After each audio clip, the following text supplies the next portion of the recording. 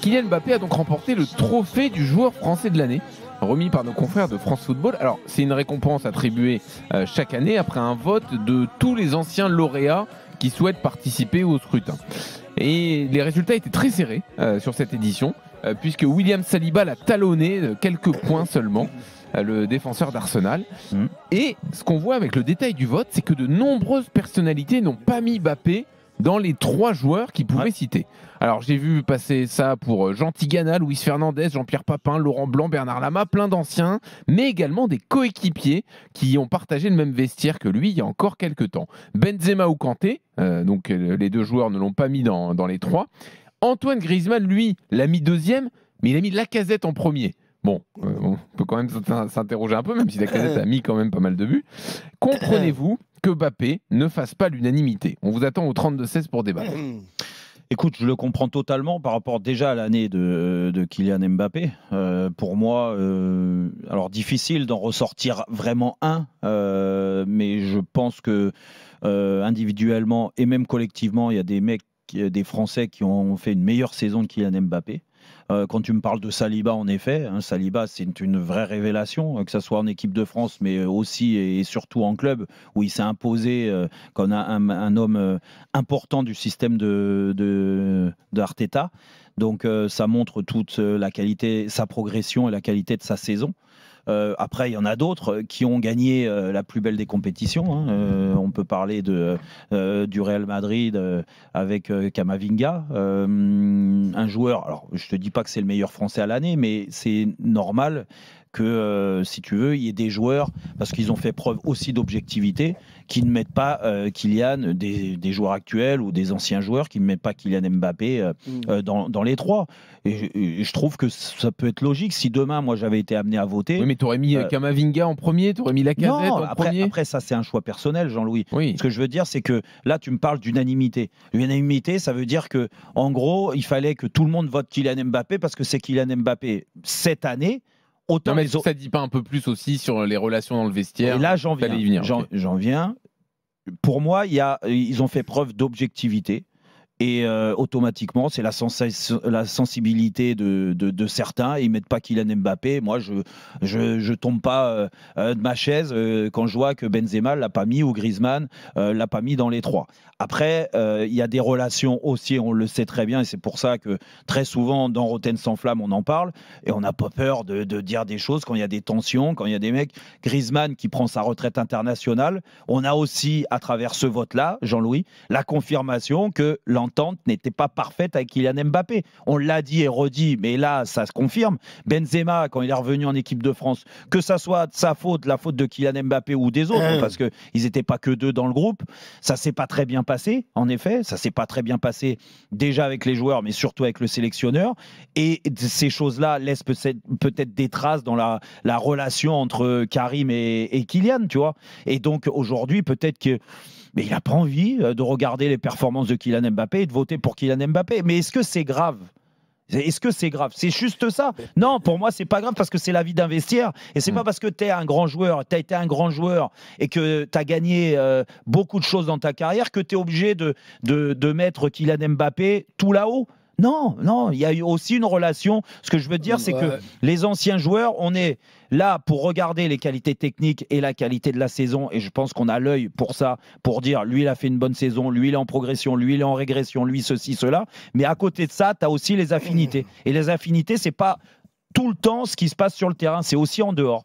Et ça veut dire que Kylian Mbappé, et moi, j'en fais partie, sur les derniers mois, sur la dernière année surtout, il a changé beaucoup de choses et il a manqué de sincérité. Et la sincérité, ça se ressent dans certains des votes. Voilà ce que je pense. Jean-Michel, tu es d'accord avec Jérôme? Attends, je voudrais dire quand même quelque chose, parce que tu as dit que c'était tous les anciens lauréats de ce trophée. Oui. Peut-être que, enfin je ne sais pas, ils n'ont peut-être pas mon adresse, mais j'ai été, je crois, lauréat dans les années 75. Et à l'époque où France Football vendait beaucoup de papier. Donc je sais pas. Bon. 75, c'est Jean-Marc Guillou. Je ne veux pas créer une polémique là, mais lauréat 75, Jean-Marc Guillou qui a voté. Bon, mais bon, je vois devant moi, j'ai le ballon d'argent. Jean-Michel Larquet, meilleur joueur français 75. C'est pas la même chose, c'est pas le même trophée. J'en sais rien. Dans ces remise de trophée. Tiens, mais t'aurais d'abord- voté pour qui, puisque tu réclames ton vote? Non, mais le problème, Ah bah non, mais C'est du que- coup... Ah, c'est important. non, mais attends, juste, le problème, c'est que ce qui fait le plus parler dans cette affaire-là, c'est on examine avec attention les votes des gens. Oui. Or, je croyais que c'était des votes Un secrets, bulletin mais bon, secret, ouais. bon, mais Ah bah là, mais ils sont tous finalement, publiés dans France Football. ah oui, donc Tout en Donc, détail. si tu veux, et l'essentiel de ce vote, comment dirais-je, la chose la plus importante, c'est de savoir pour qui a voté Pierre, Jacques ou Paul. Oui. Alors, une fois que tu as dit ça, tu te rends compte quand même que Mbappé, c'est une longue descente aux enfers au cours des 2 dernières années.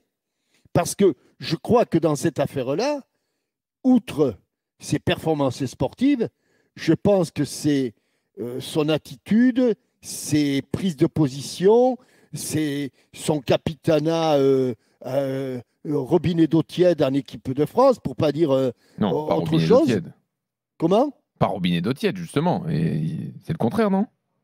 Le Bah capitanat. non, mais Il s'est positionné et tout pendant l'Euro. il était très chaud. Oui, un capitanat, il était très chaud pour lui et très froid pour les autres. C'est-à-dire qu'il s'en branlait des autres. Voilà. Ouais, Ouais, d'accord, c'est très ça. bien, j'ai compris. Ouais, bon, et donc entre chaud et froid, ça fait robinet d'eau tiède. Très bien, le j'ai langage, compris. Jean-Michel. Je ne crois pas qu'en équipe de France, il ait été reçu ou vu comme au cours des matchs où il a porté le brassard. J'ai pas eu l'impression qu'il était reçu comme un leader, quoi. J'ai pas vu les joueurs en extase devant lui. Donc c'est une longue descente aux enfers. Et j'espère qu'à un moment ou un autre, ce garçon va se reprendre, et sportivement et socialement, si on pourrait tout englober. Bon, on Mais n'est pas parti aujourd'hui- pour ça. Comment? On n'est pas parti pour ça, hein. On l'a entendu dernièrement dans son interview. On n'est pas parti sur une grande remise en question de sa part. J'en sais rien. C'est ce que je lui souhaite. S'il continue avec ce qu'il a fait jusqu'à présent, évidemment, il est dans le toboggan et il va jamais s'arrêter. Eh oui. Mais bon, il y a quand même, je crois qu'il a beaucoup de communicants autour de lui et qu'il faut qu'il lui donne de bons conseils. Mais il faut qu'il arrête et qu'il arrête. Et qu'il se consacre, qu'il redevienne tout simplement. C'est pas compliqué, Jérôme, hein, qu'il redevienne un footballeur. Eh oui. C'est aussi simple que Oui, mais ça. est-ce que ce genre de titre, parce que c'est quand même lui qui a gagné, ça va lui servir, si tu veux, à se dire là, je pars en vrille. Alors, tu sais, ça lui fait. C'est comme le brassard de l'équipe de France. Oui, bah Ni oui. chaud ni froid. Oui, exactement. Robinet d'eau tiède. Après, bon, la superstar mondiale, c'est un peu Kylian. C'est ce qui peut le diviser avec son style de jeu, son positionnement. Tu penses Non, mais qu'il y a de la surtout quand on le jalousie, compare à Pascal ses joueurs. Non, mais surtout quand on le compare à ses joueurs. Et quand on lui a donné le brassard de l'équipe de France, c'est ce qui a frustré les supporters. C'est par rapport. C'est pas les supporters qui ont voté, Pascal. C'est non, mais c'est un tout par rapport à un joueur comme Griezmann qui est fidèle en équipe de France depuis des années. Et Griezmann, il est connu pour son sacrifice à défendre, à organiser le jeu. Mbappé, c'est plus individualiste. Et la différence, c'est que Griezmann, il est simple, il est plus accessible que Kylian, avec sa confiance en lui. Il est perçu comme arrogant. Et c'est ce qui, Ouais, mais qui divise en tout. Aujourd'hui, il n'y a que ça qui fait que.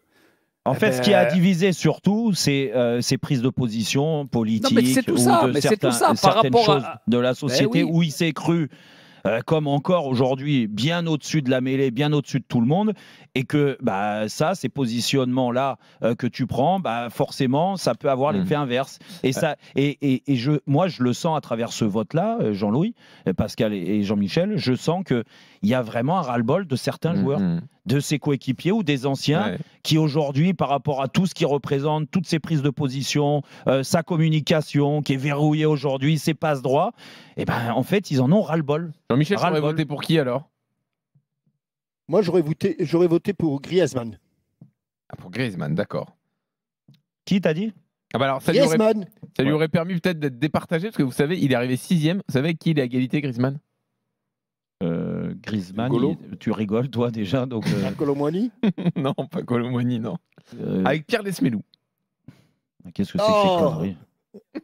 Non, mais qui a voté Il a eu 15 points, Pierre Lesmelou. Qui a voté pour Lesmelou? Oh, bah, Donne-nous les noms. Non, mais je veux juste avoir les Tiens, noms. attends, juste avant que je te les trouve, Parce les que noms. nous, Alors, par exemple, Manuel Amoros, qu'on salue, ancien de la Dream Team, il l'a mis premier, Pierre Lesmelou. Il a été bluffé par Brest. Jean-Pierre Papin l'a mis troisième. Laurent Blanc, troisième. Voilà, déjà c'est pas mal. David Ginola, deuxième. Ah, David, là. Alors, Bernard Lama, troisième. Après, c'est les anciens Brestois, ça. David Ginola, Bernard Lama. Tu vois. Et alors, sachez aussi qu'on salue aussi le vote d'Antoine Griezmann. Et donc, je vous ai dit qu'il avait mis Lacazette en premier, Mbappé en deuxième, et en troisième. Allez, cherchez.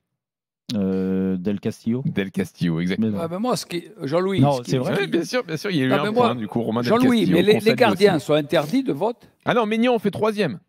Non, les gardiens, il faut qu'ils gagnent le trophée. Mais Maignan fait troisième quand même, globalement. Non, mais Maignan, il aurait dû gagner haut la main. Mais c'est Gagner haut la main. ceux qui. Ben attends, c'est ceux qui m'énervent le plus, c'est qu'on voit jamais les gardiens.